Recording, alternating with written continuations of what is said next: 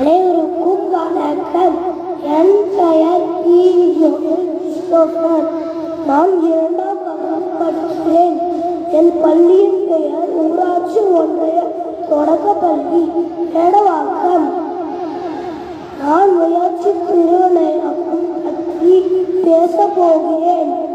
முயற்சி திருவினையாக்கும் உயர்நிலை இன்மை புகுத்திவிடும். இது திருவள்ளுவரின் பொன்மொழி. முயற்சியுடையோர் நிகழ்ச்சி அடையார்.